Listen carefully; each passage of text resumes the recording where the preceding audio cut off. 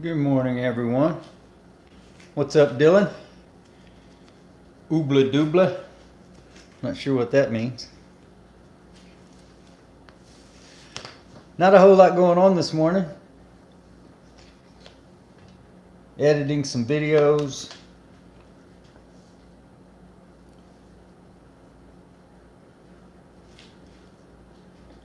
Having a cup of coffee. And pondering what to do with this Camel Zippo I found the other day. It has cooled off in Oklahoma City. The nights are in the 50s now. It's raining. It's cold.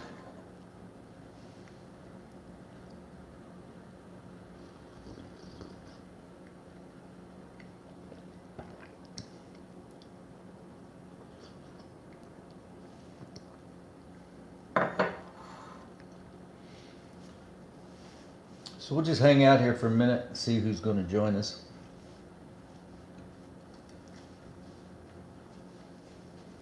I have an idea what I want to do with the Joe Camel Racing Zippo, or Smokin' Joe's Racing.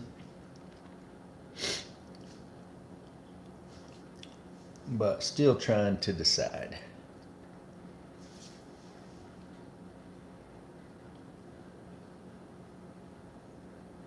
And as you might have deduced from the Pyrex dish and alcohol that we have on hand, I do see it as a possibility that we go ahead and take the sticker off there today. What's up, Sean? I'm doing good, man.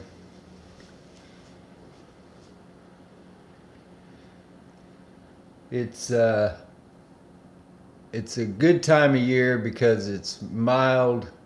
There's times like it is today where it's raining, where it seems a little more harsh. But the fall has been nice here so far, and something that we don't often get in Oklahoma. So I've been very glad for the milder temperatures, but as is always the case, we're going to dip down a little bit below mild sooner than I would like.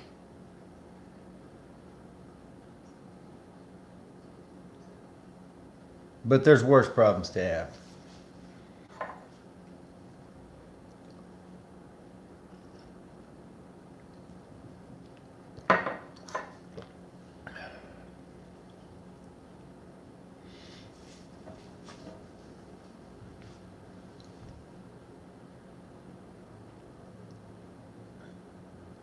Yeah, I guess that's just the time of year it is.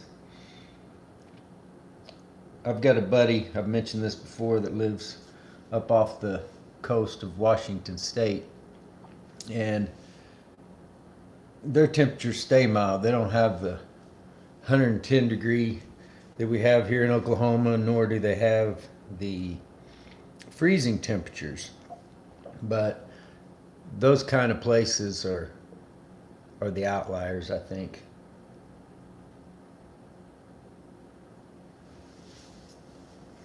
Most of us are going to deal with harshness on both ends at one time or another.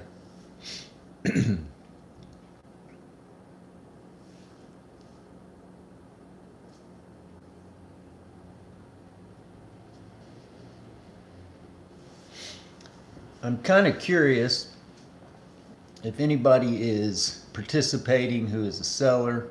Sean, I'm not sure what you do, if you're a seller or you just collect or what, but I'm curious what the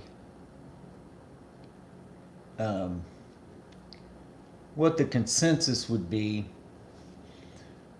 I think any logical, reasonable thinking person would conclude that when you get a brand new Zippo, it is the right thing to do to go ahead and peel that sticker off and pull the Flint out if you're not planning on using it. But deciding what you're going to do with a lighter where that was taken out of your hands. That decision was made years ago. This particular lighter is X, which I believe is 1994.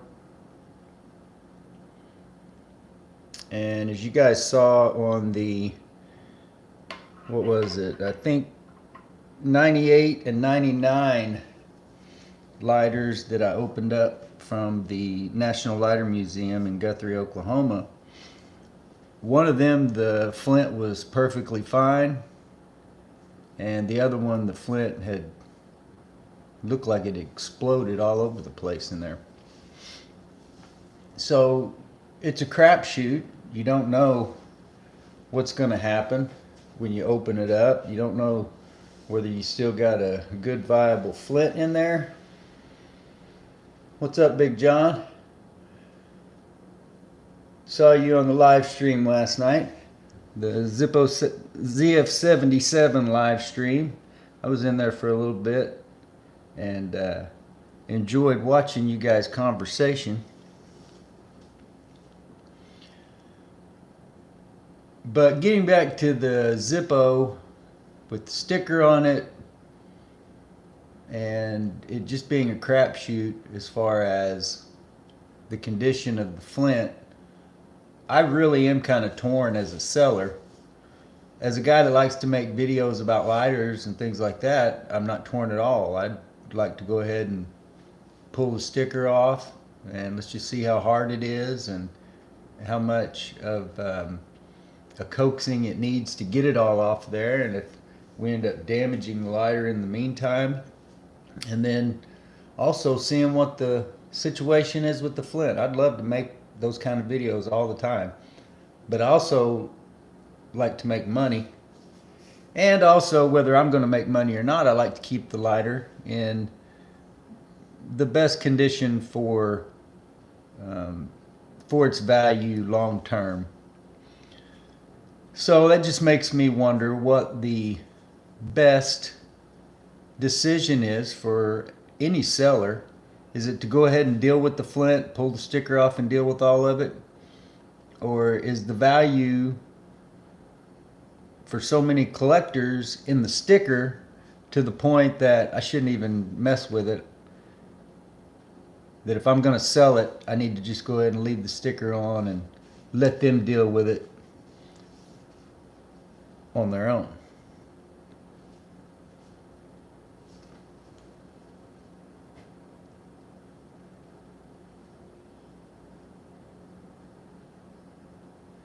Yeah, that's kind of what I do, John. I'm in those live streams a lot more than I even say hello, because I may just pop in. Maybe everybody else now has fell asleep and I've got a moment, but I may not have time to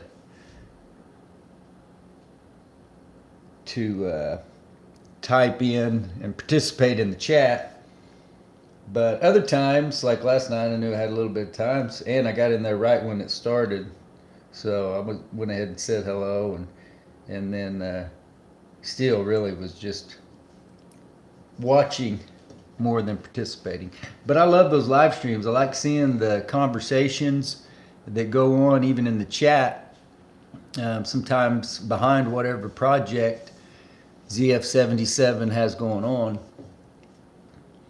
It's good to kind of get a pulse on Zippo collectors and things they're talking about, and you know, you can pick up a bit of information here and there too.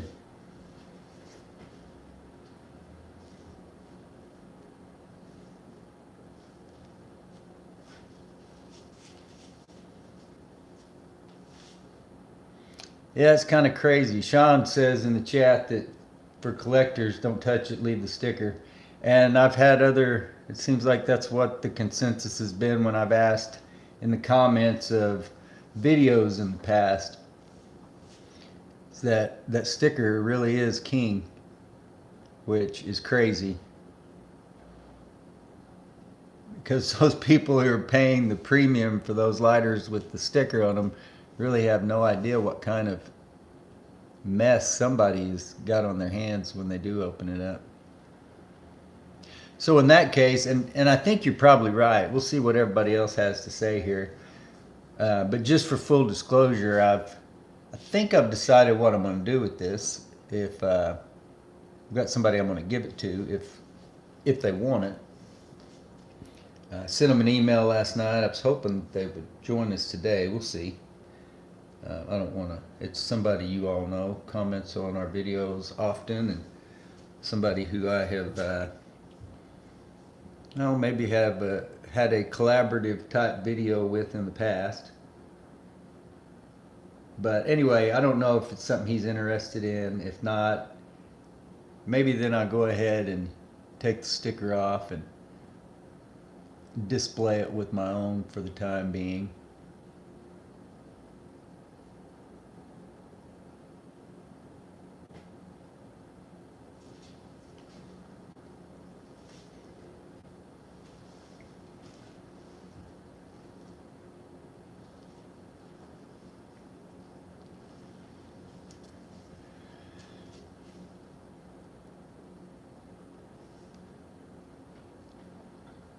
John asked what kind of coffee I'm drinking, and it's just a generic good value decaf, John.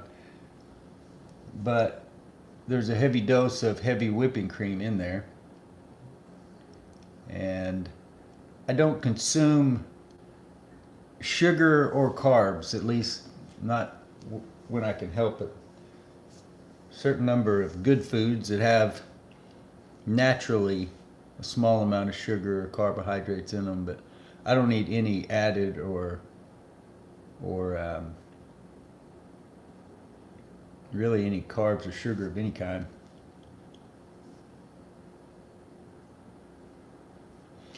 Um,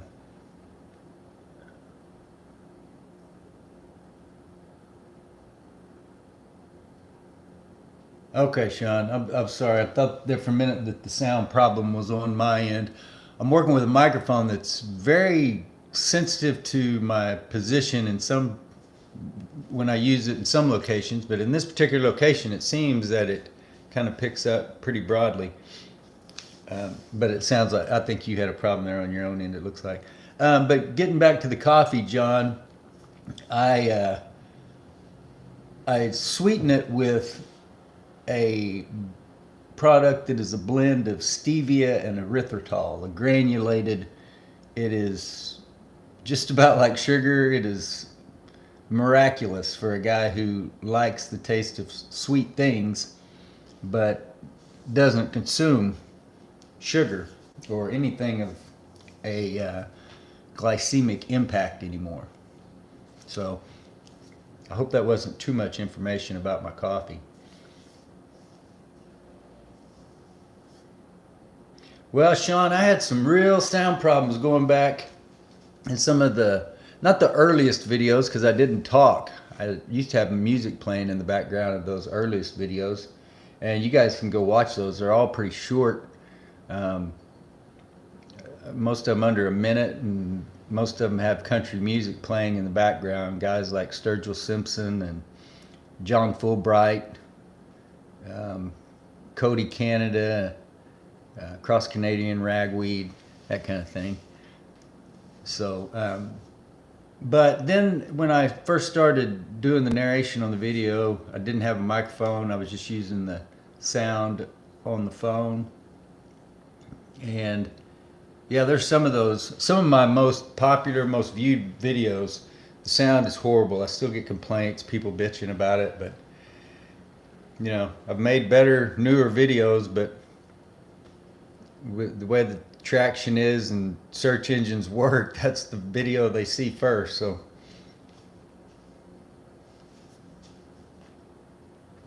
but yeah, I think I've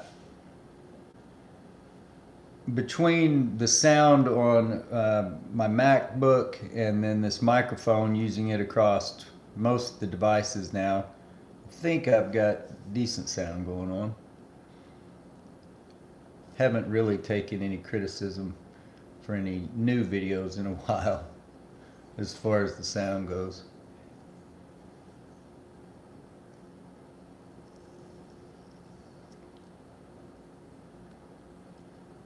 Oh, John, you talking about the smoking stands, the with the electric myco lighters? I've got two of them, and no, I haven't finished those projects. I took them apart and got the glass all. I kind of wanted to make one of my liking from the two, and then I got a buddy who has claimed the whatever's left over. So he's not in any big hurry, and I haven't been in any big hurry lately to get to rewiring and all that. But yeah, I'll get back to that for sure. I think those are actually two different brands of stands, but very similar glass. And then the myco lighters, which I don't know how comfortable I would be using one of those lighters plugged into the electricity in the wall like that. Um, it's a pewter type metal. I don't know if that doesn't conduct electricity like maybe steel or some other kind of metal would, but just the electric nature of a piece of metal that you are holding in your hand. It's not the actual lighter mechanism that makes me so nervous about using it as it would be holding that piece of metal that's plugged into the wall. Somebody probably knows something more about electricity than I do. It's going to call me an idiot for that, but electricity makes me a little nervous. But yeah, those are really cool. Those stands, just the glass, I think that's called slag glass, and the different etchings, and some of them are forged and or cast, and others are sort of engraved or etched in some way. But there are a lot of different companies that actually made them, and I don't know a whole lot about them. I bought those two off of a online estate sale. One because it was in such good condition, and I paid a little bit for it. The other one I didn't pay quite as much, but it was all pretty much there too, except for just one broken piece of glass. Yeah, that's one reason why I had a lot of ideas there, and I wasn't really sure, and I think I got distracted on something else. But those two stands are taking up a whole portion of my house over there. So a whole room basically, at least the floor, until I get them put back together. So, and those LEDs are a pretty good idea. I've used those LEDs. I don't know if I ever made a video on that when I made the display, the cabinet display with those acrylic sort of bleacher type displays that I got off of Amazon. But those LEDs are cheap and work pretty well. And well, yeah, some of those plug in. Yeah, maybe they all plug in. Well, I'm sure you can get like solar versions, but that wouldn't work inside a house. I don't know, maybe you could put it in a window or something. But now, as far as the lighter, like I said, maybe that's not a big deal to other people. But it would seem better to me if it had a plastic handle or a wood, something not metal that you were holding on to that's plugged into the wall.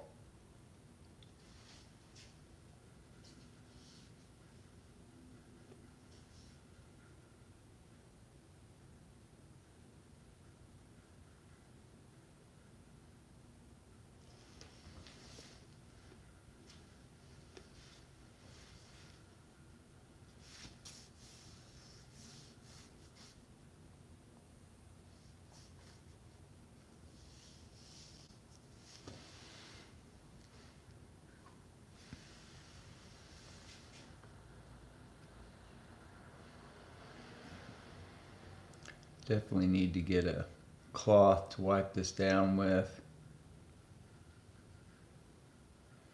And there may be some hairline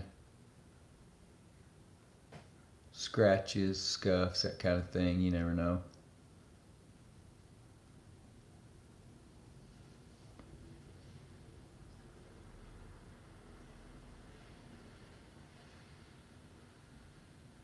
I'm not a huge Zippo collector, especially the newer stuff. This is the first of these in a tin like this that I've seen the tins out in, vintage malls, that kind of thing. But either the lighter in them was damaged or unappealing for some reason or another. I never found one where the lighter was new, and I certainly never purchased one. But there's no lighter, even butane lighters. I may not sell them, but I'll buy a good butane lighter to use for sure. So I'm always in the market for any lighter for the right price. Even if it's not a lighter that I typically sell or work on or anything like that. It's a pretty cool one though. I personally like, the painted images, the etch and paint type graphics, things like that. But I think this would just be like considered an etching. I don't know. Maybe it's an engraving, whatever it is. Smokin' Joe's Racing. And he's got a cigarette in his mouth.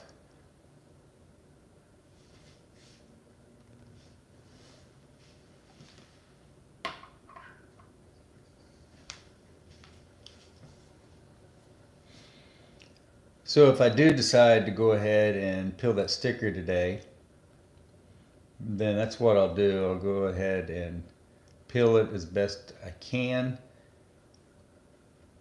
trying to remember, I think those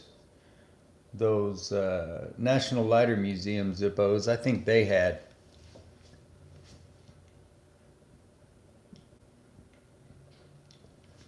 I think they had the paper type stickers on them.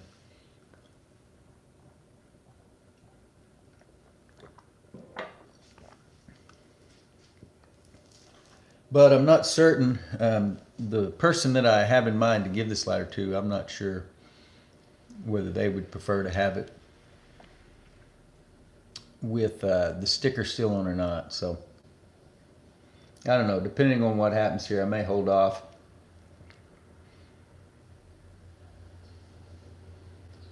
And wait to hear from them till I decide whether to do that.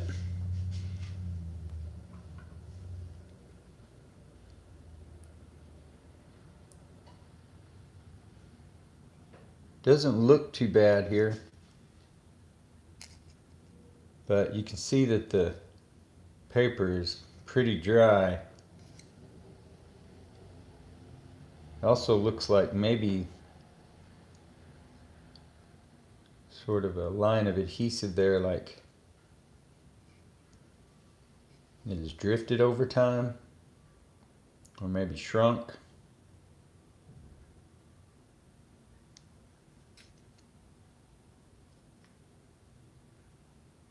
The ones that you get on them today, they're a piece of cake, no big deal. But I don't even know what the adhesive on one of those, it's more of like a plastic based sticker. That adhesive over time might become a problem.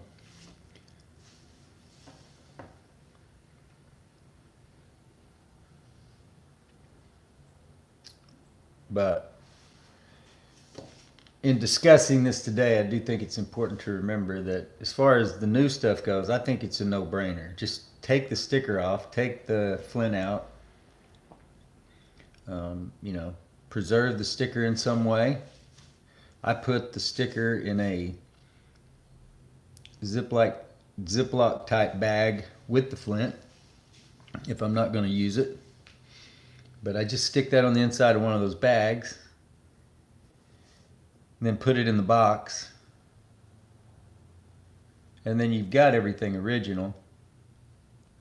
But when you find one out in the wild like this that technically is still in new condition with the sticker on it, but it's been sitting out there for 28 years or so, well, then your decisions are a little bit different, as we said, because as Sean pointed out, for the vast majority of collectors, the main thing when it comes to them shelling out their money is that sticker present on the back of the lighter. Even though, as we pointed out last week on the live stream, you can buy those stickers out there from multiple sources on eBay and probably elsewhere.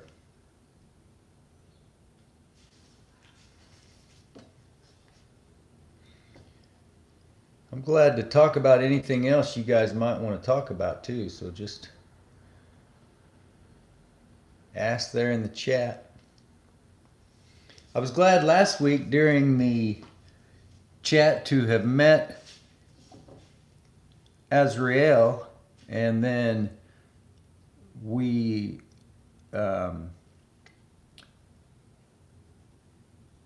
I'm not exactly sure how all that Discord stuff works, but we hooked up over there together as well in a conversation. So it was nice to see that an interaction here lead to further interaction over there, and I'm glad to have that platform, and it's cool getting on there and seeing everything that everybody posts, and I just wish it didn't feel so foreign to me.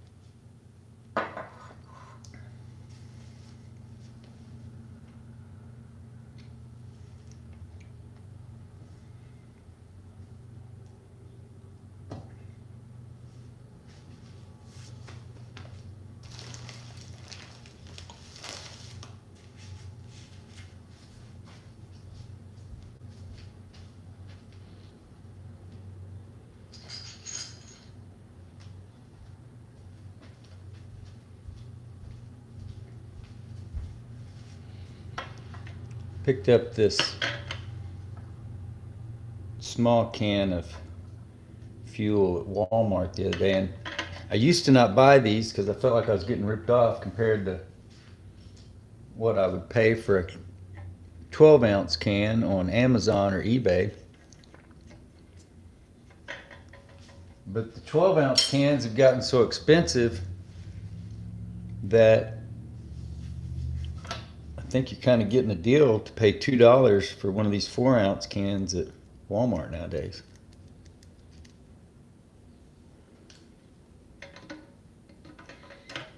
And they're pretty handy too. Fit in a bag.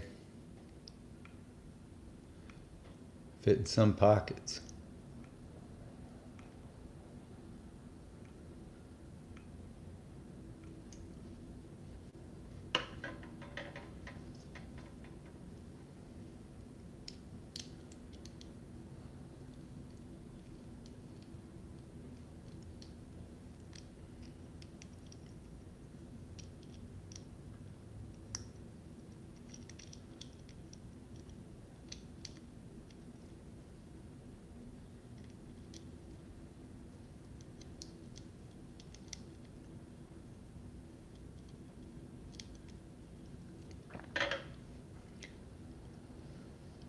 Is this the can you're talking about, Sean? 100 milliliter? That says 118. Not sure why I'm having so much trouble with getting this fill screw started. That paper gasket was getting in the way.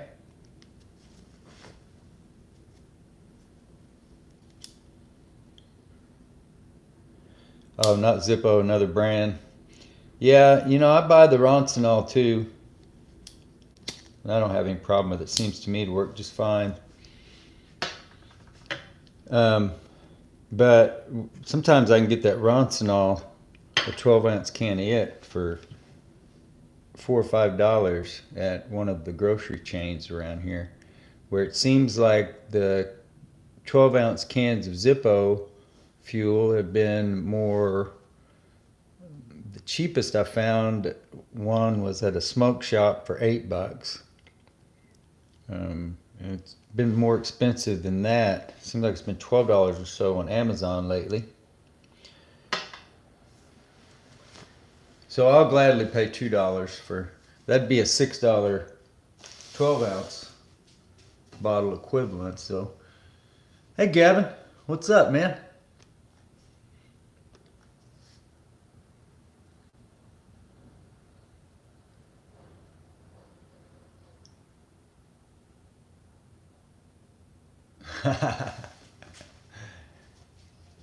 Did you get my email last night, Gavin? I can't check that right at the moment.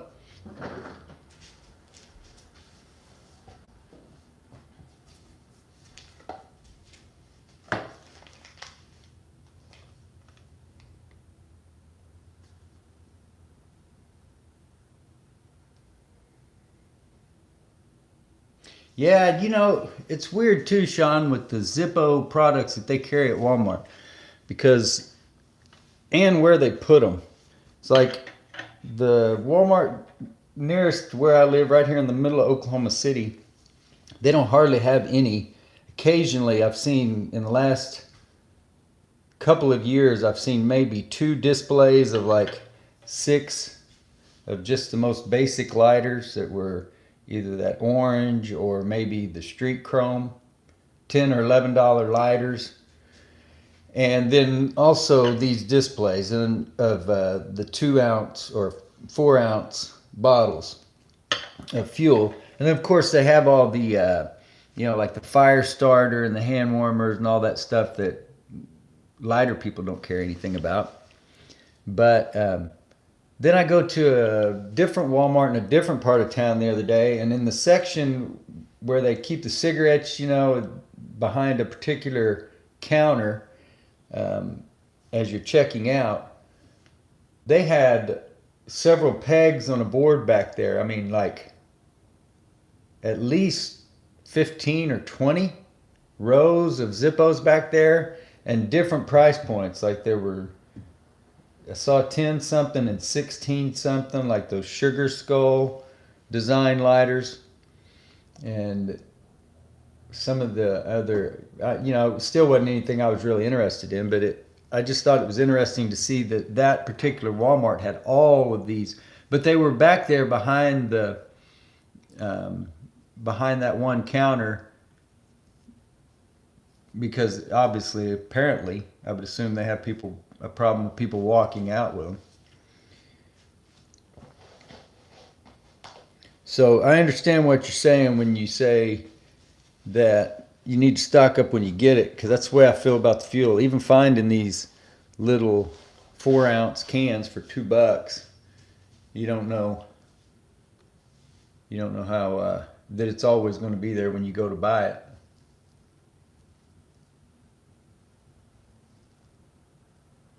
What is Publix, Gavin? Is that a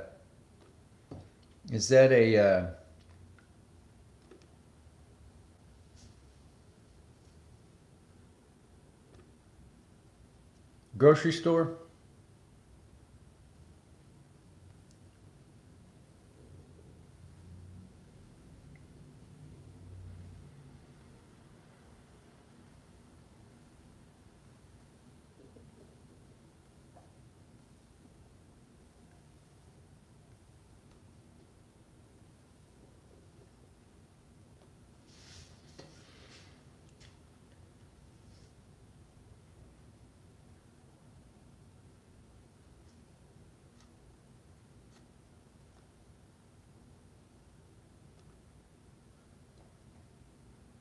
Arthron of Fur 3, you said I'm mostly after black matte Zippos from Walmart due to my liking of getting brass from them. What do you mean by that? Are you taking the black finish off of them? Curious what you meant by that.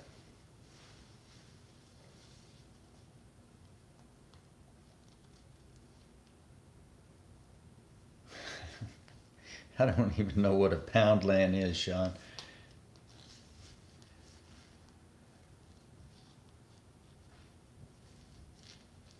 Yeah, that is cheap.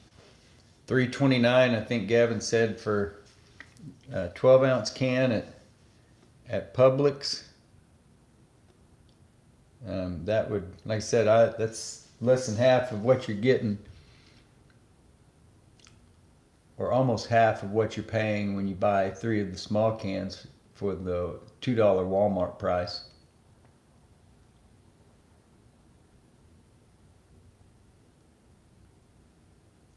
No, John. um, I don't have the new copper, but I'm intrigued by it. It seems really cool. I don't know exactly what they keep saying black plated. I don't know if that is that just like some kind of black tinted chrome. Oh, I got you, Sean. Poundland. That's like the dollar store. It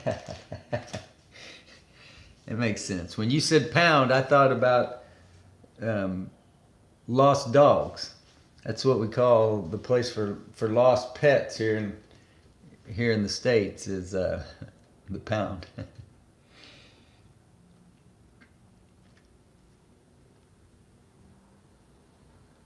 Oh, but getting back to John, the copper, it seems really cool, and I like the idea. You know, I don't really understand this whole phenomenon of people wanting to force patina on a lighter or any of that kind of stuff. It just looks like you left it on a bathroom floor for too long to me and didn't clean it up. But with something like that copper, that's a little bit different. And I am intrigued. Just the fact that it was such a popular offering that was only around well for a couple of years, I think, in the early 2000s, other than special orders and prototypes and things like that. But I'm also curious because it sure does seem like they have flooded the market with them. A copper Zippo isn't of itself isn't a rare thing anymore. So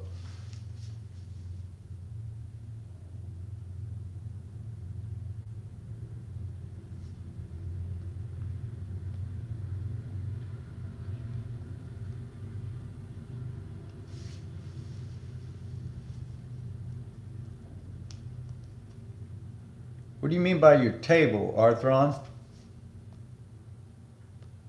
Getting lighters for your table. Do you have like a flea market table or something?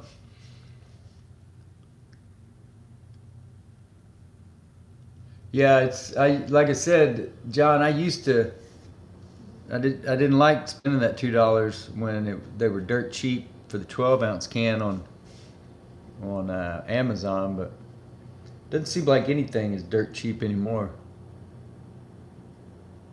especially when you're going to the store to buy it. Supply chain issues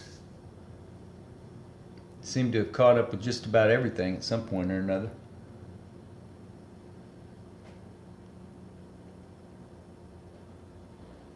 I couldn't find heavy whipping cream, at least affordable heavy whipping cream, around here for pretty much the entire month of September.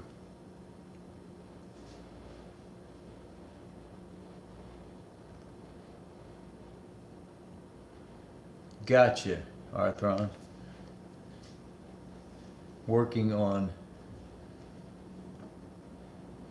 paracord projects. Very cool. You have a YouTube channel dedicated to your paracord projects?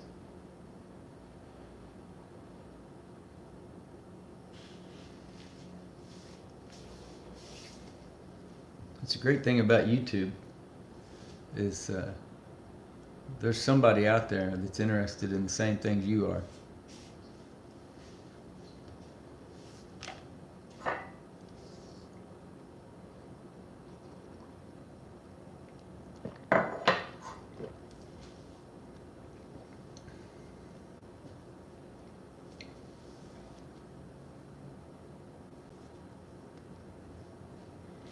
I don't even, if I have Publix available to me, Gavin, I think it's going to be online.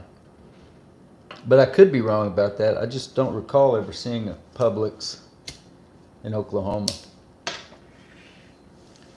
Look that up real quick.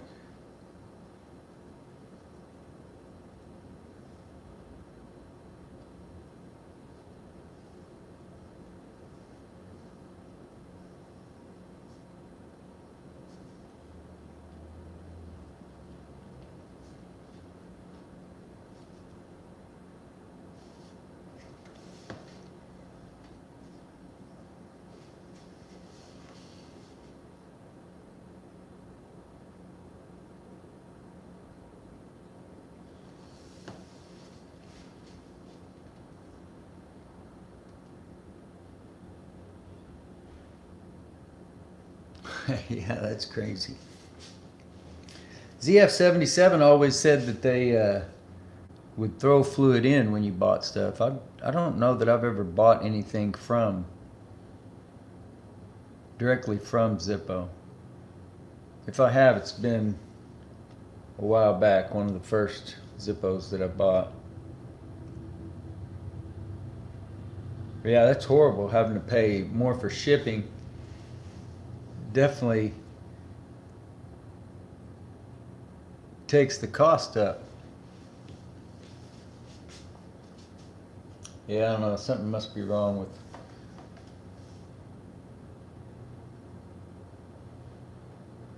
trying to look up Publix on my other device here.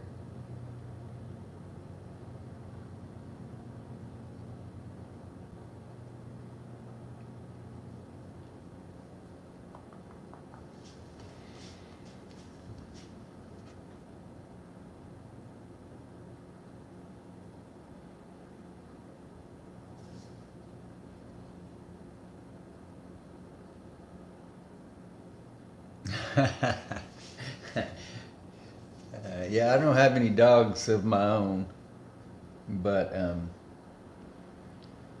I do purchase dog treats for the benefit of my kids' dogs. So maybe I need to check out Publix. I'm sure they can. Do they have a website? Well, my internet is not down because I'm streaming this, but maybe the bandwidth is such. I don't know what's going on, but when I tried to search on my other device, it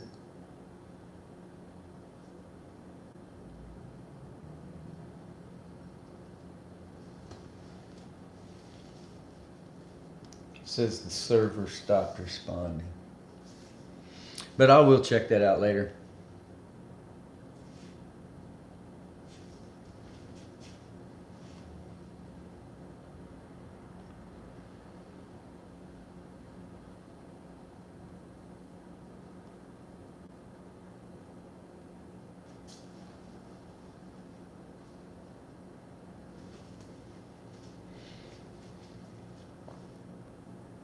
So other than this live stream, I have a couple of videos to edit.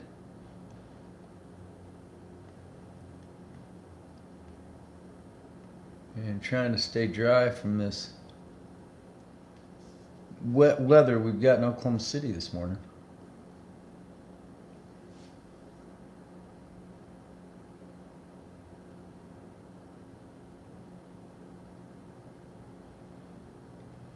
Yeah, I'm not complaining though. Arthron, he said he knows that issue, bandwidth, because at my place where I normally record most of the videos from, over in Mesta Park, the internet that was available when I moved in over there is horrible. I can't even uploading um, through the YouTube app, which seems to, I don't know what it does, compresses the file, I guess, better to where it's much faster. It still takes somewhere in the neighborhood of 6 hours over there at my house, where here from this current location in Deep Deuce of Oklahoma City, it is, oh, it'll take less than a minute to upload it the same way. So that's why I'm doing the live streams from here, because even though I might not be able to do everything I can, I couldn't even begin to do it from the normal location.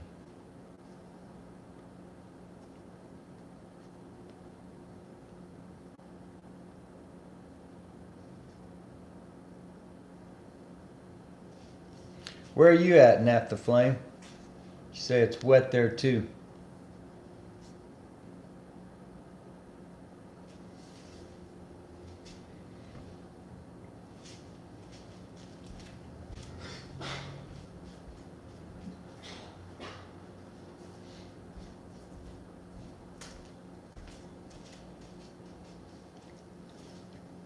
Oh, near downtown Tulsa, huh? Not too far at all.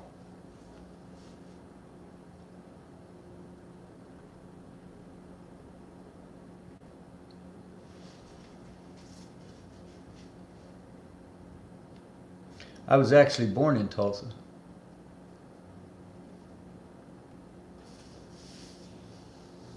51 years ago.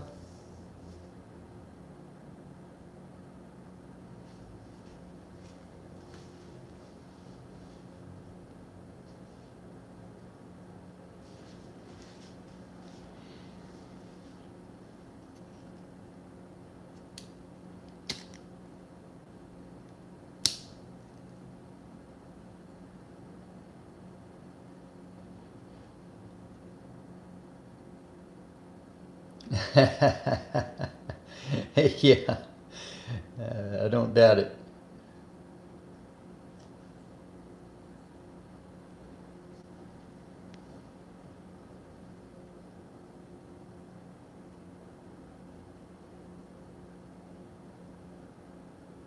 Well, Gavin said the thing that stuck with him about the Flints and stickers is that I mentioned that was just passing the problem on to the next person. And, you know, I'm not trying to be judgmental or anything like that, but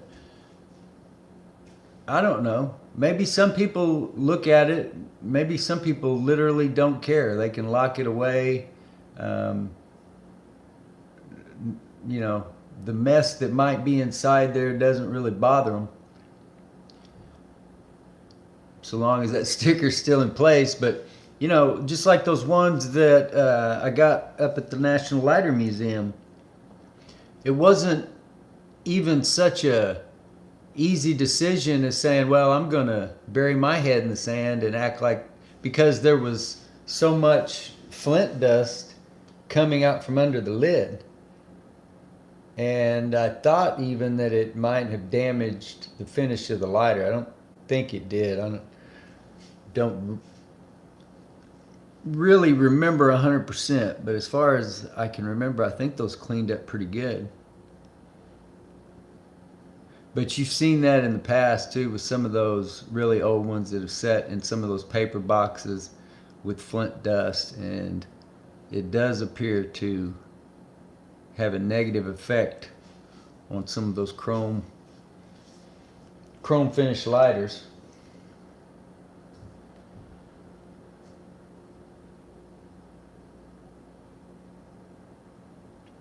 For a lighter for a pirate,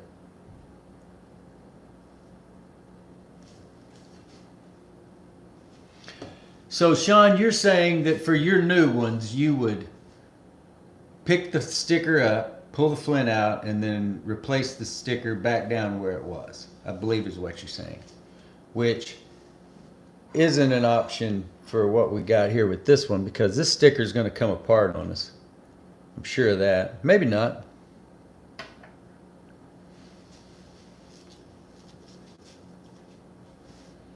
But I think that's what you're saying, is that for the new ones, you pull the sticker.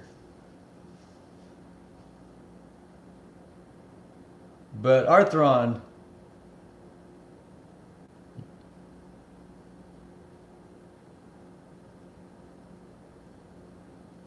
Sean, you said, you're confusing me, man.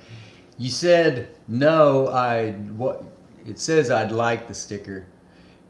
But you can't leave the sticker and take the flint out.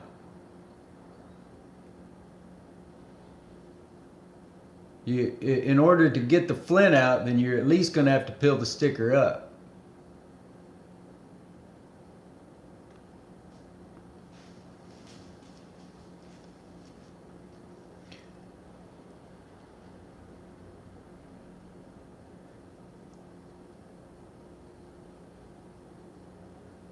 And Arthron, what do you mean?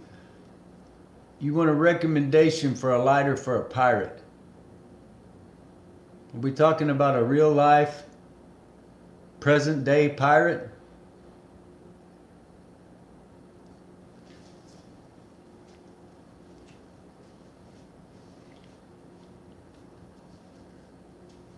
I get what you're saying though, Sean. I think the reason you're saying that leave the sticker is because you know that's how that the collectors are going to want that sticker on there. They could always replace a flint.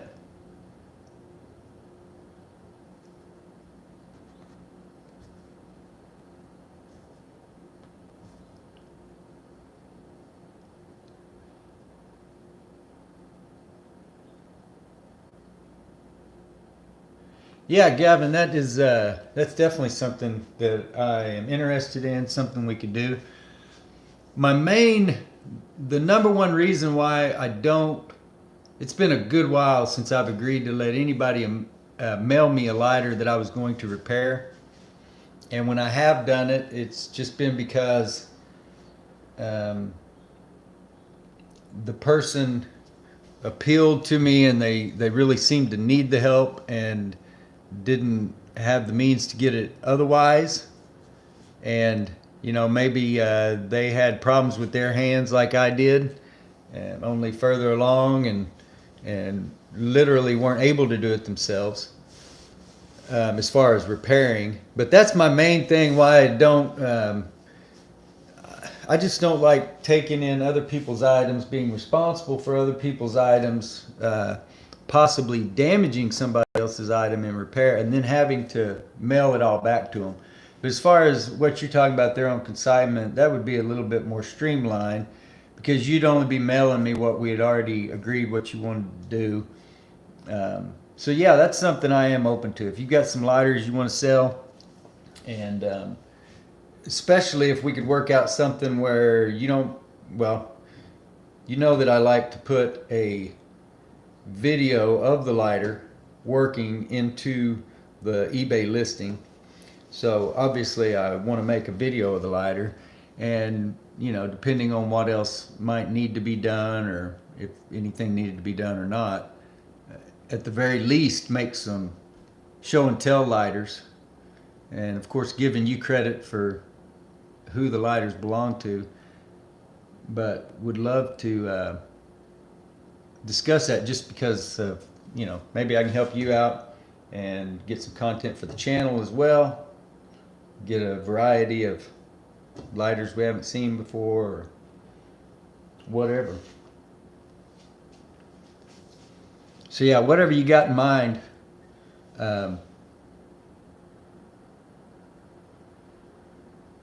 just send me a message, and I'm sure we can figure something out.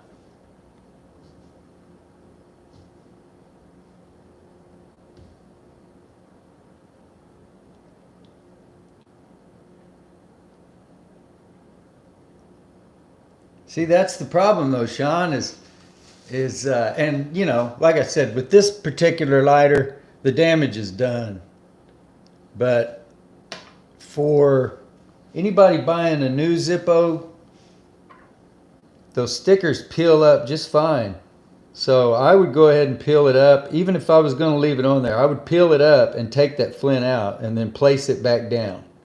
You couldn't do that with these paper stickers, at least after a certain amount of time. But those stickers you can, so I would do that. I would go ahead and pull it off, get the adhesive off so you're not having to worry about it at all, and take the flint out. But at the very least, I would peel it up, take the flint out, and then close it and put the sticker back down.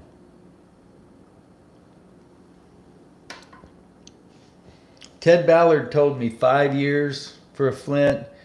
Of course, you guys know because you saw the videos that one of those lighters that I got up there, the flint was perfectly fine, and that was 24, I think, 24 years. So it's not just the matter of time. I think the conditions play into it too, like the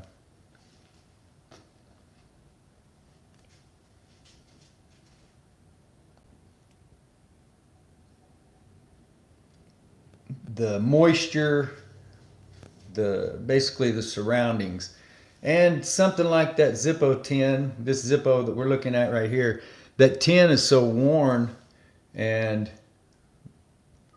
was kind of rusted on the bottom, so it wouldn't, I mean, it could have been exposed to all kinds of moisture over the years.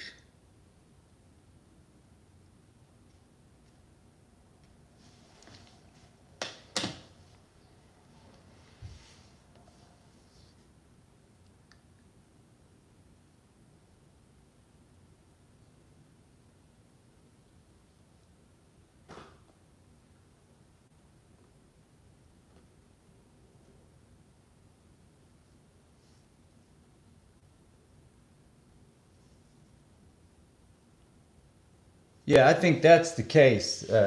Me personally, Gavin, I would agree with what you said there.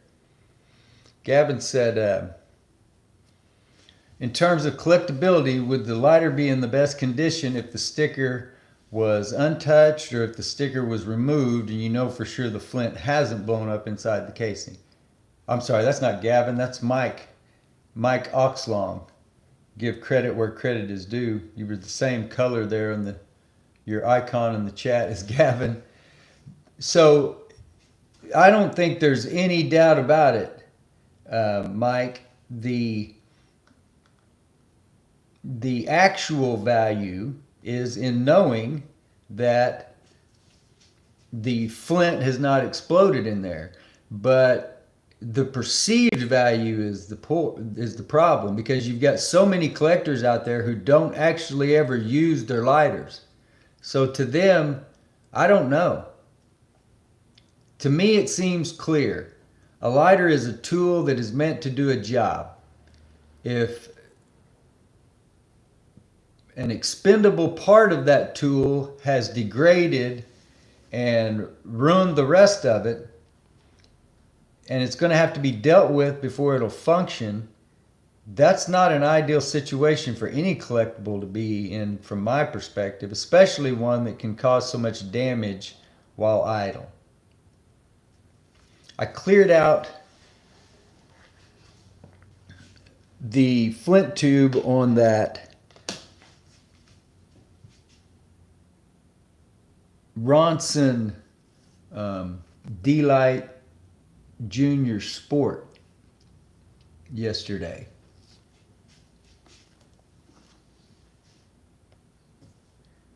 And now I've lost my train of thought. I'm not sure what my point was. I apologize. I was talking about the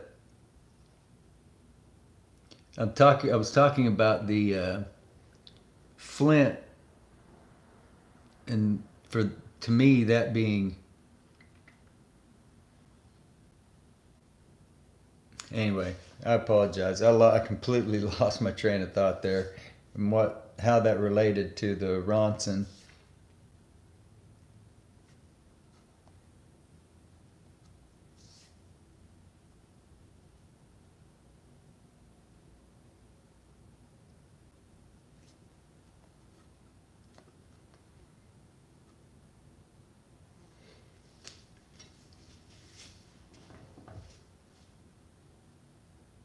Yeah, I hear you. It's definitely hard for me to follow along and read at the same time. I wish that the chat that I could figure out a way to keep the chat up, but I can bring it up, but then it only stays there after I quit scrolling it. Then it goes away within seconds.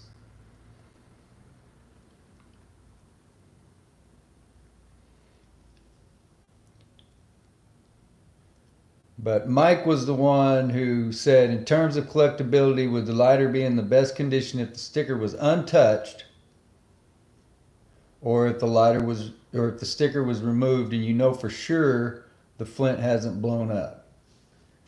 For collectability, the best condition to me would be knowing that it's not torn up inside, knowing that it's not damaged inside. Especially in light of the fact that we've all seen the stickers being sold on eBay, or like I said, I'm sure they're available elsewhere anyway, but there are multiple options for you to purchase those warning stickers on eBay.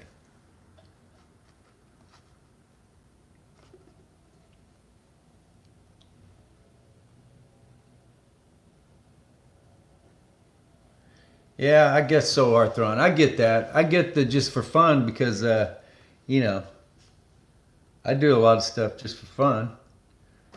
There's nothing wrong with it. So if that's your thing, yeah, I get it. So, Sean, what you're saying is, in your opinion, that a lighter that doesn't have a sticker on it cannot be called new. I would disagree. I would just say that the lighter needs to be, you need to note that condition.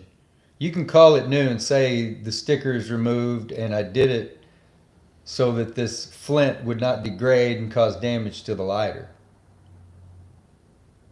I don't like using terms like unstruck, unfired, because they've been struck.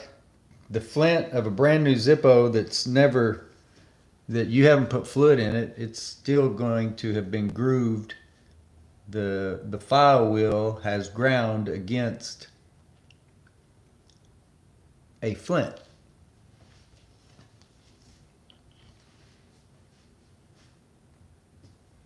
So I think that you can call it new. I think that what really, yeah, that's what needs to change though, Sean, is the perception of collectors. Collectors need to be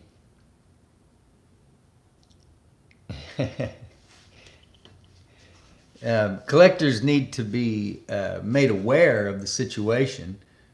You know, I get that not everybody comes from it. You know, a lot of us here on that participate on YouTube that make content or congregate around Zippo Fanatic 77's live streams, or you know, those sort of things.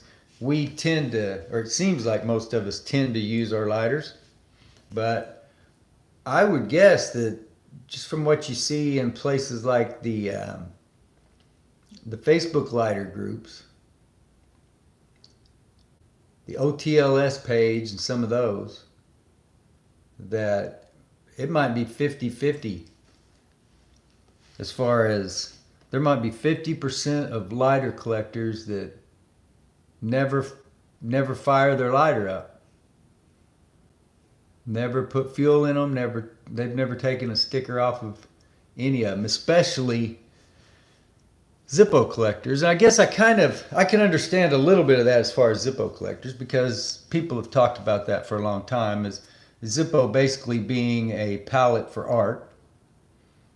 I don't understand it at all, though, if you're just a general lighter collector and you're not interested in getting them in working conditions, because that's the most intriguing part of the whole affair is these interesting mechanisms and the wonderful things that they'll do.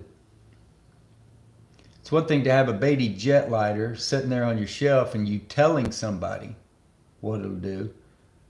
It's another thing entirely to fuel it up, spark it, and then let them see that jet hiss for themselves.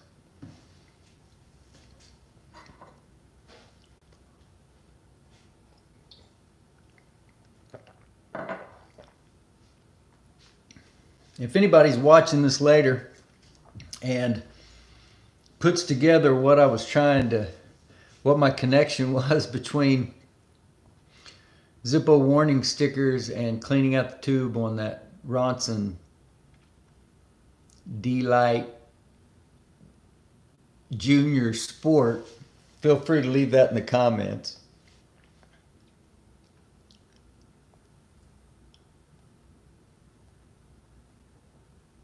I agree with you, Mike. Mike says that Zippo should start putting Flints in a packet behind the lighter instead of putting it in the lighter. It would save a lot of Zippos from self-imploding inside a collector's case. Amen. I agree with you 100%.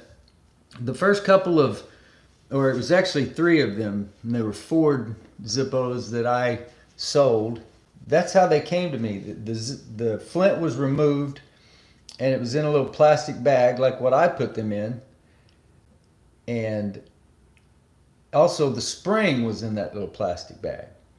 And I guess I have no other reason to believe now but that was a previous seller or collector or whoever that had done that. But I didn't know that at the time, and those weren't all that old. I don't even think they were, maybe 4 or 5 years old at the time. Have to go back and dig up pictures. That was way before I was making videos of lighters.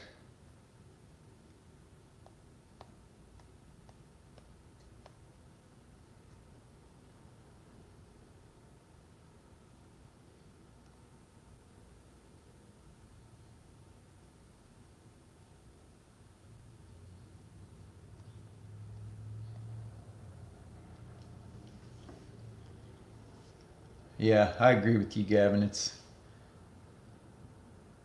It's that sticker, especially once I saw them being sold on eBay. That's where I really don't know what the purpose of that sticker is at all, or why somebody would put so much stock into it.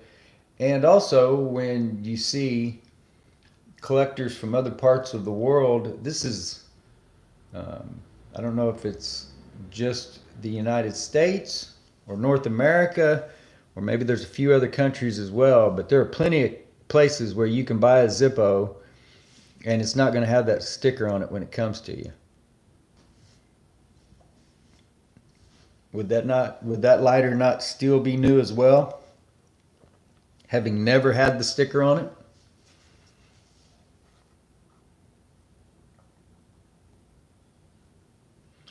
Arthron says he's cooking ramen noodles while he's watching the stream. Nothing wrong with that, man. That's kind of what I had in mind.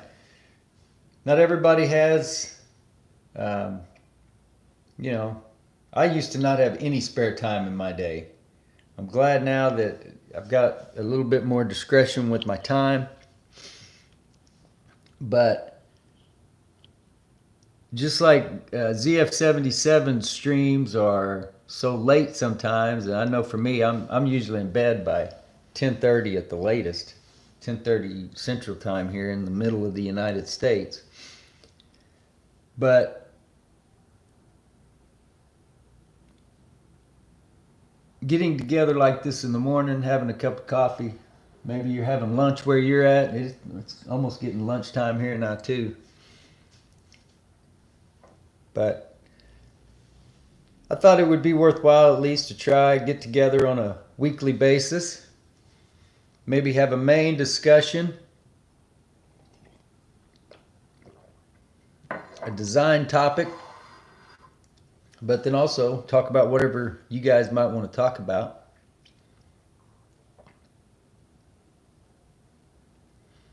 And yeah, Gavin, I will get back with you. But I'm trying to think. I don't think I've never I've never consigned anything for anybody. It's something that I've considered, been open to for since I began doing this. But obviously, it'll have to be something to where we come to terms beforehand, and I don't think you and I would have any problem doing that. Whatever it is that you were wanting to accomplish, selling off multiples or extras or whatever it is that you have.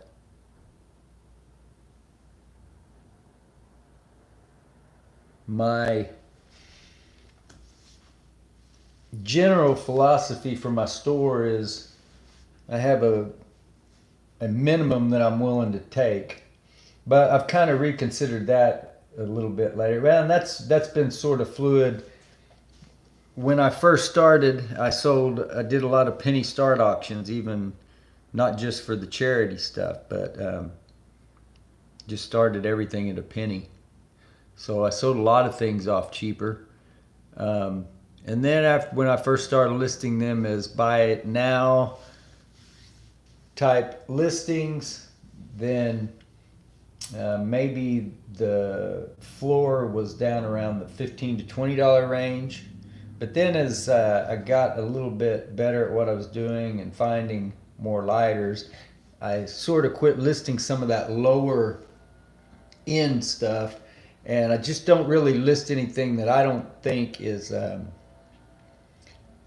if I wouldn't pay $25 for it, then I don't list it, because that's about the minimum that I'm willing to take for something. But obviously, whatever agreement that we would come to as far as a consignment, that wouldn't be tied to those same. I can always sell less than that. That's just kind of how I administer what I'm willing to pay for something and then what I'm going to ask for it. Sort of the entire workflow of my operation in my mind.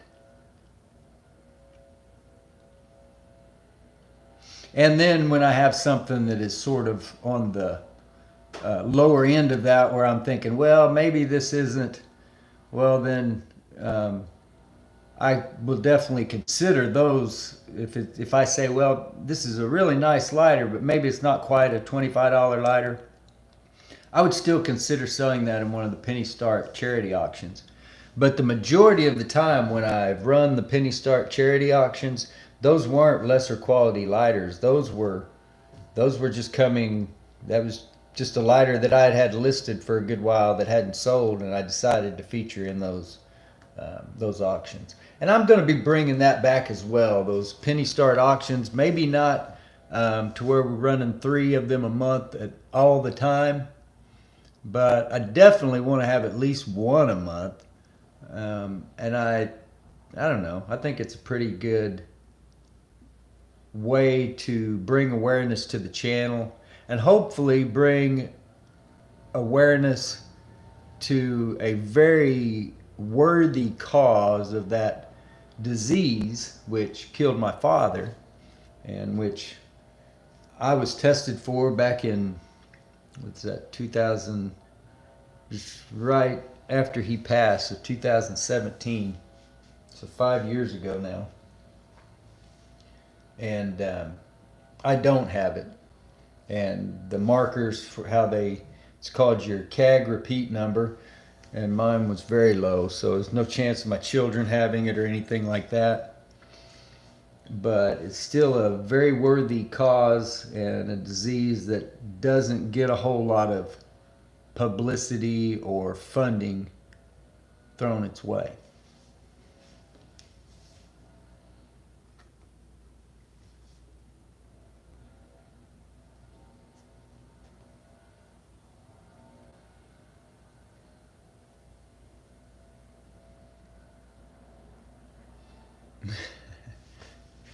I'm gonna have to. You say a peanut lighter.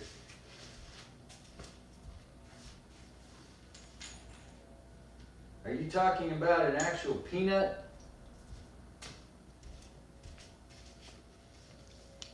Naphtha, or are you talking about like a lipstick type lighter?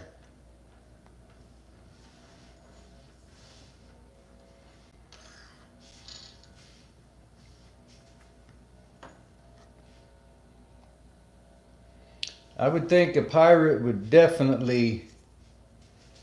Yeah, these lipstick lighters, man, they're pretty good. They're, even though it's not like perfectly sealed, when you fill one up, it'll normally last you a while.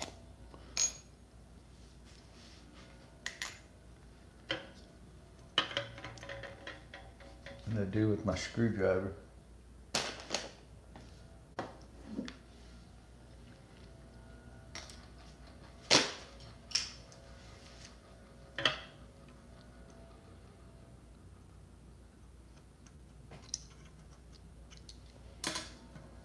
But this is about as basic, sort of like those high glow mechanisms that are inside the, what's that name of those lighters? The crystal glass and sterling silver. Frank Whiting, maybe, I think. I completely overfilled that, oversaturated, you can see. So, shake that out over here to the side. Blow it off here in a second.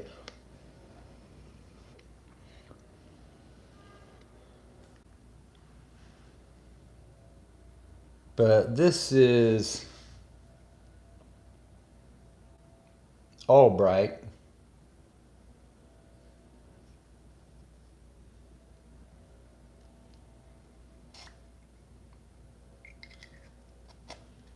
I'm not sure if you guys know what I'm talking about. Those, I think it's Frank Whiting, but it's a very similar mechanism. It just sits right. Yeah, there's all kinds of stuff going on down here.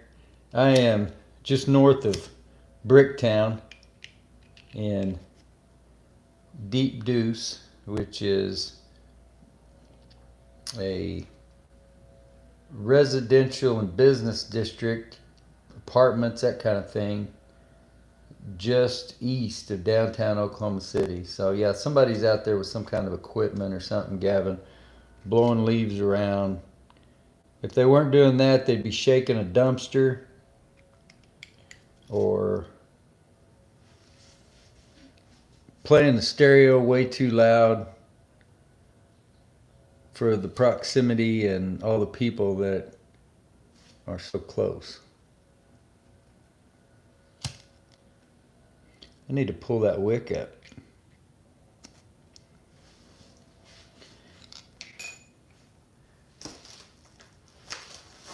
I'm not sure about a pirate and what might be the best for a pirate, but I have carried this lighter around for the last few weeks in my pocket, and as I said, I've been surprised at the number of times that I've gone to it that it still had fuel.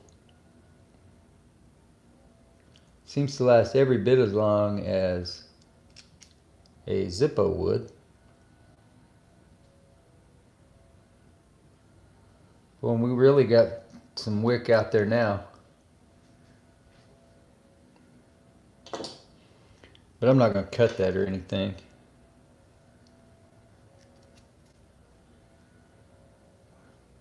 You guys know how I feel about that. I don't know. The asbestos components in a lot of these old products. Maybe it should concern us, maybe it shouldn't. But we're not going to lose that wick like we were in danger of.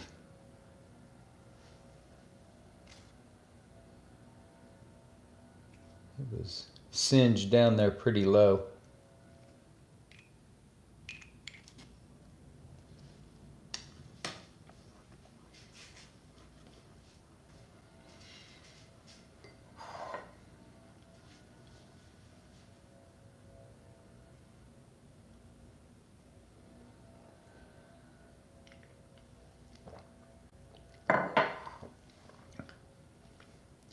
Yeah, I don't know, Arthron, about the Florida weather, um, what the effects might be from the heat or humidity in one place or another. But it is surprising sometimes how quickly some petrol lighters will completely evaporate their fuel. It's one reason why I like the Cygnus lighter. Seem to always light up, closed tank and all that.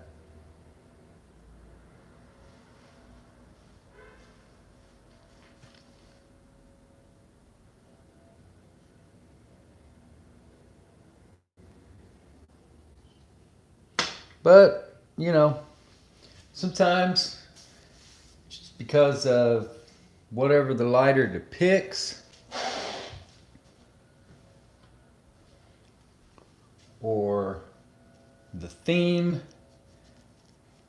or who gave it to you or whatever, just want to use a Zippo. Some of you guys are pure Zippo guys. You probably wouldn't even consider using another lighter or collecting another lighter.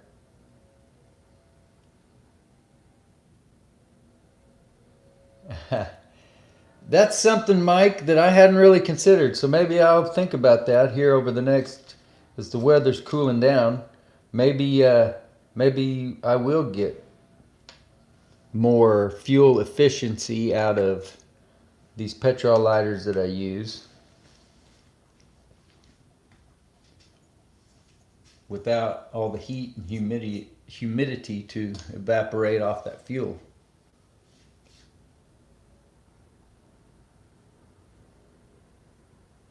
Yeah, that's the problem, Sean. And I mean, don't get me wrong, it doesn't bother me to see that they're all priced high on eBay because that's the one lighter that I do collect is Cygnus. But just because they're asking those prices, I don't know that most of them sell for that. I think the most that I have paid for any of my pocket Cygnus lighters was 20, maybe a hair over, maybe 22 or $24 for one. But I don't even know about that. The one that I'm thinking that I may have paid more for, I think actually had more lighters in that lot, and I probably ended up making more money off that than what the one even cost me. So I think I could probably say that I haven't paid over $20 bill for any of the Cygnuses in my collection, the pocket lighters or the others. And I have a couple of the table models. Of course, that's most of what you see on eBay. And yeah, they're listed high. But I don't know that they don't seem to be moving that fast. So I don't know how many people pay those high prices. I think it's more about what a particular lighter has on it. If it's an advertising lighter, some engraving for a company, or with some kind of emblem or military affiliation or whatever. Hello, Hev. What do you mean by pre-2000, Gavin?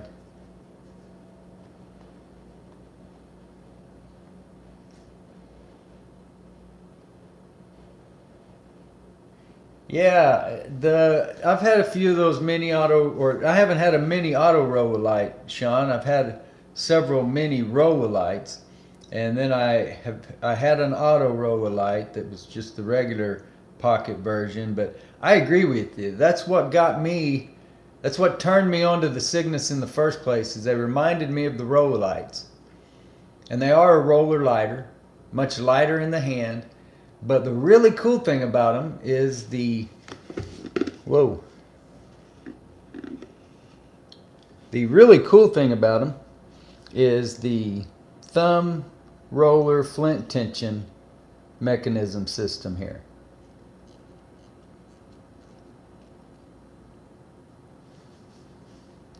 which if you've watched my videos, you've seen that I have other branded lighters with the same mechanism, but they are few and far between. And all of them made in Japan, probably from the same factory. But just a really nifty, unique mechanism.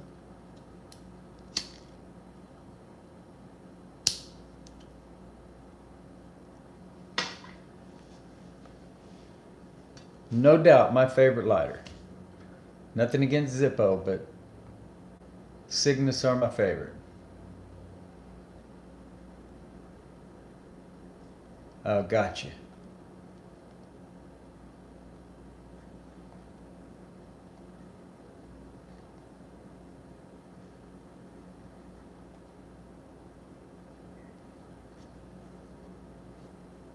I heard somebody describe vintage the other day. It was actually on a local TV show where they were highlighting a vintage mall, and they put vintage at 20 years. And I think that's fair enough. I think technically the word should be combined with a year. I think it started with like wine, and so they would say vintage in the year. But I think the term has sort of evolved over time. There's a big difference between vintage and antique, and I have owned some antique items, but the those have been very few. A cigar piercer, maybe a lighter or two that were 100 years old. But I think you can, maybe even it doesn't have to be 20 years old for you to call it vintage, so long as you are referring to the year that it was put into production or became aware, whatever the, whenever that came to light.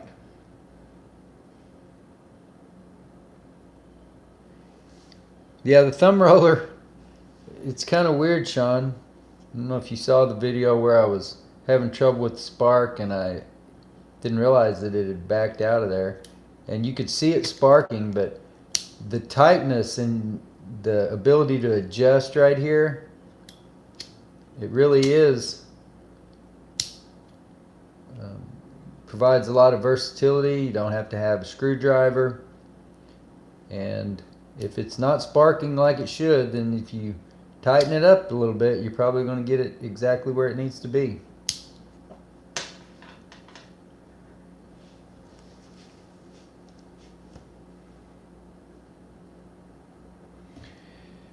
Yeah, Sean, trying to think. I wish I had one I could sell you. I do have one. Well, this is the one of the pocket models that I have that I might be willing to sell. The only problem with that is it's the only one that, well, it's not the only one that I use. I've got plenty of others that are used that I've lit up. But I do have a brand new with the box version of this same lighter.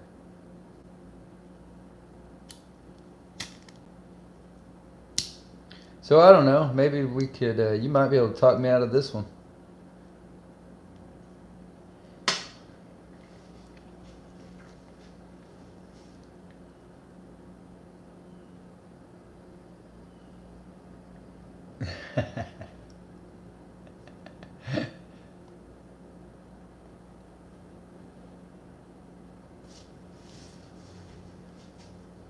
So I think that we're probably going to end up putting the lighter off in the alcohol, but I haven't decided for sure.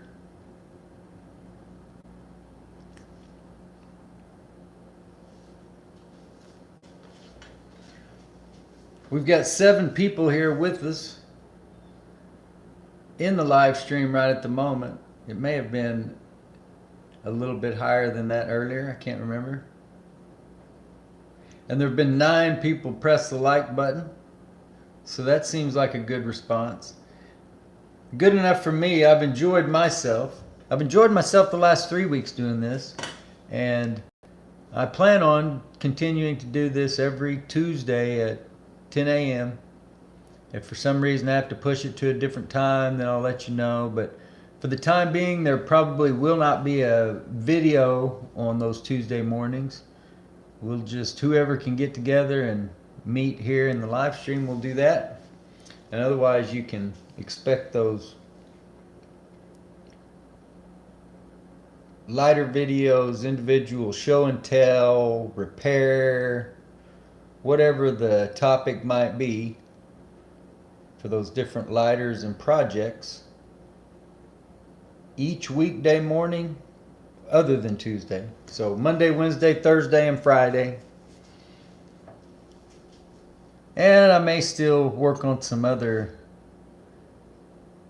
sort of side topics or videos that we put out on Saturday mornings here and there.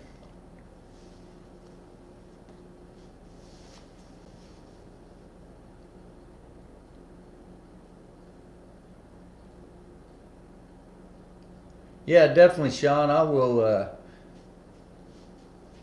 let you know. I'll keep that in mind. I'm sure every time I light this one up now, I think of you.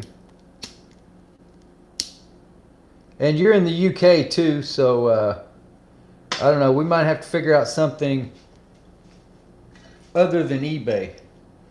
We might have to figure out, because I don't ship internationally through eBay. I don't have any problem shipping internationally. As long as it's not going through, it's just the tracking that they require be validated through their shipping system. There are easy ways for international buyers to take advantage of that. So yeah, we might figure out something else, some sort of trade or agreement or I don't know. We'll just see. Get with me, just like Gavin and I were talking. You can email me anytime, man. Either on my, all that information is over there on the Contact Us page at the dependableflame.com website.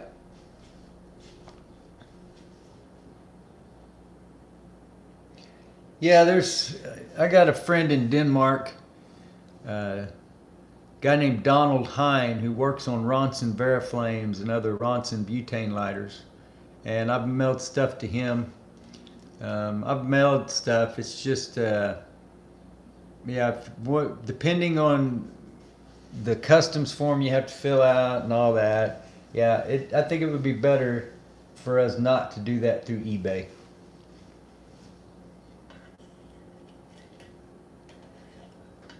My main reason for everything I do through eBay is so that I can facilitate the 10% of every listing going to HDSA, Huntington's Disease Society of America. But in a case like this, Sean, like I said, I'm still trying to decide whether I'm willing to part with this lighter. And, you know, maybe if there's no cash trading hands or whatever, then that's a different story.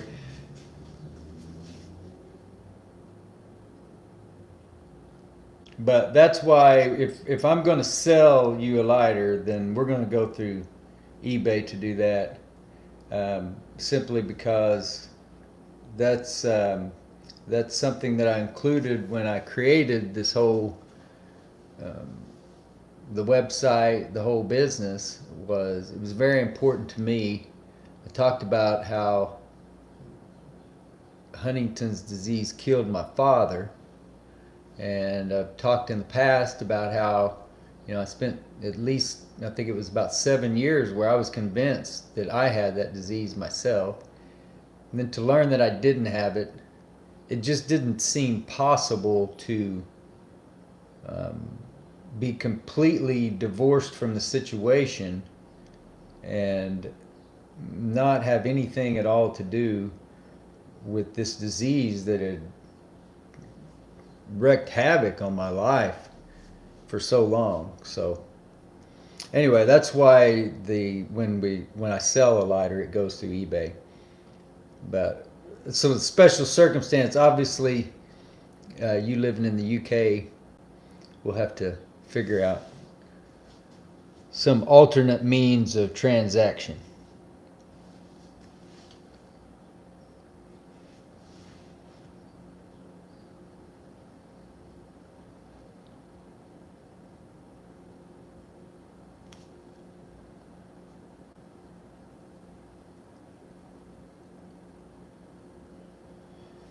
Hev, what is I don't know what Vostokentorg.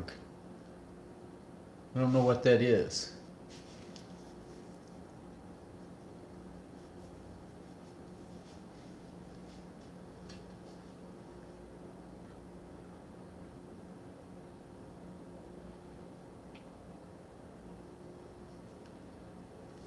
Yeah, I don't know how they do that, Sean. I don't know how they ship stuff through PayPal. I guess maybe you it's somehow integrated through like the Facebook market or something. I don't know how that.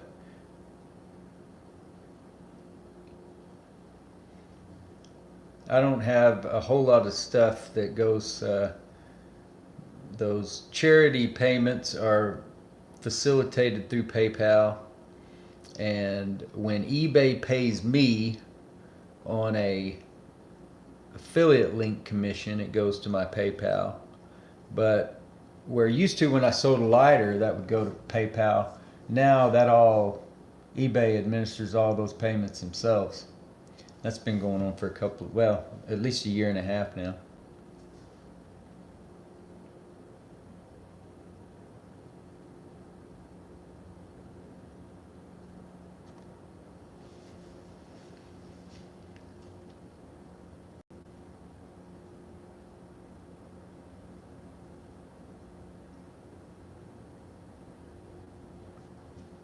Yeah, I know how the payment works. I just don't know how they're shipping it through PayPal, Sean.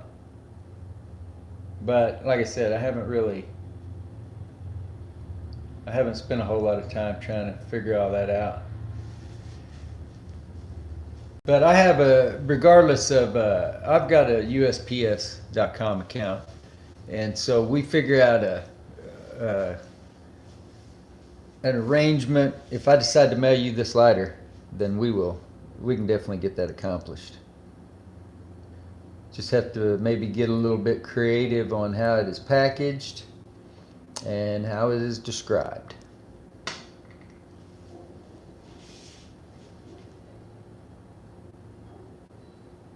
Make sure that there aren't any restrictions on aluminum being shipped into the United Kingdom.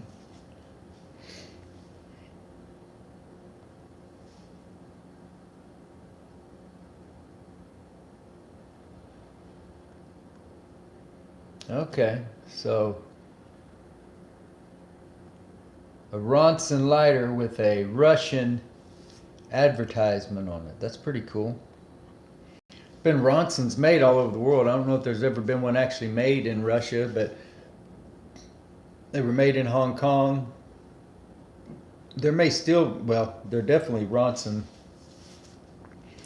The Ronson jet lights that I use all the time, they have the Ronson name on them and they're made in China. But Ronsons have been made in England, they've been made in the United States, and uh, Newark, and what was the other one? Woodbridge or something like that.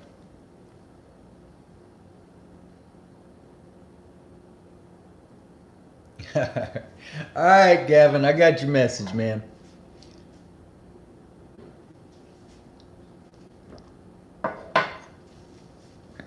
And I don't know that anything's going to be for lunch.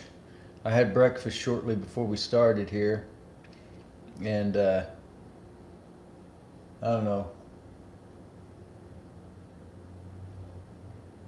about 3 eggs, 4 or 5 pieces of bacon, some spinach, some cheese. It was a pretty good breakfast.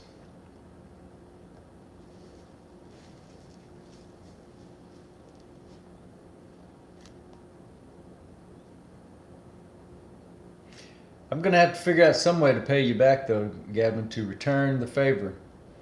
for the JDH lighter that you gave me.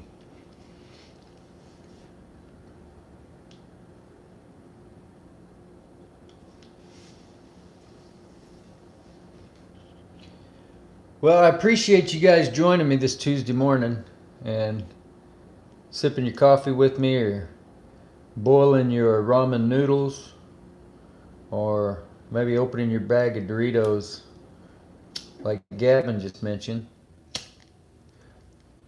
I'll see you again tomorrow morning for our regularly scheduled 8 a.m. video, and then next week, next Tuesday, for the live stream.